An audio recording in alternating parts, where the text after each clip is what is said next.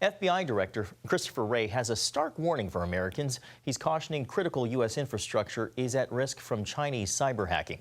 CBN's Gary Lane has that story. It was just 1 year ago that the U.S. shot down a Chinese spy balloon, gathering intelligence as it passed over U.S. military bases. FBI Director Christopher Wray told Congress a major China cyber attack would prove much more damaging. China's hackers are positioning on American infrastructure in preparation to wreak havoc and cause real-world harm to American citizens and communities if and when China decides the time has come to strike. Wray's testimony came on the same day U.S. officials announced they had blocked a sophisticated Chinese cyber spy operation called Vol Typhoon. The cyber team reportedly hijacked information from hundreds of small U.S. businesses. The director of the Cybersecurity and Infrastructure Security Agency explains what a perfectly executed infrastructure hack would mean for the average American.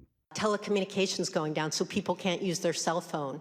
People start getting sick from polluted water. Trains get derailed. Air traffic control system, port control systems are malfunctioning. This is truly an everything, everywhere, all at once scenario. Director Wray believes it is the defining threat of our generation. Let's be clear, cyber threats to our critical infrastructure represent real-world threats to our physical safety. Cybersecurity experts say China's hackers are constantly testing the security of U.S. computer servers, often breaking through firewalls to steal valuable corporate and personal information.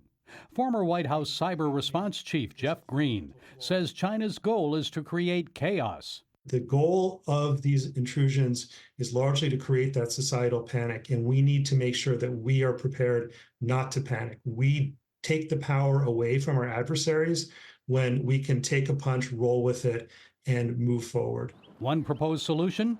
More congressional funding to update and safeguard antiquated U.S. computer networks. These intrusions are happening because of fundamental flaws in devices that these critical infrastructure services are using. So you as an individual can't do a lot to protect the critical infrastructure, but you can help prepare yourself. Gary Lane, CBN News. Thanks, Gary. Gordon, back over to you. Well, I know it's an election year, but I encourage everyone to please pray for our president. Please pray for the administration. Please pray for our military. Please pray for Congress. When you look at the world today, the threats are absolutely incredible. The threat of a much wider war in the Middle East, what the Iranian proxies are doing, where they're directly attacking U.S. troops, U.S. ships. They're trying to completely change global trade. They're trying to shut off oil from the world. They're doing all of these things, and every single one of them, under international law, is considered an act of war. So will it spread? Will it become a much wider war?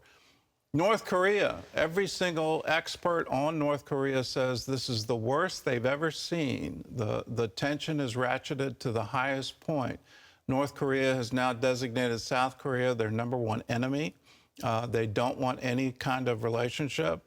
We're the #2, and they're seriously talking about a war on the Korean Peninsula.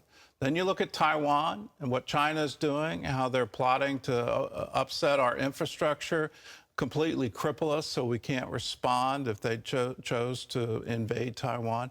All of these things are happening at the same time. Let's learn the lesson of what has happened to Israel, where Hamas took advantage of political division. They had their eye off the ball, and instead of looking at their real enemies, they were looking at one another and saying, you're our enemy. They couldn't decide who was going to be prime minister for 5 years. That signaled we're weak. Are we signaling to the entire world we're weak because we can't get any legislation through? We're so partisan, we're so involved in political campaigns that we can't actually lead the free world. Please pray, because our nation needs it.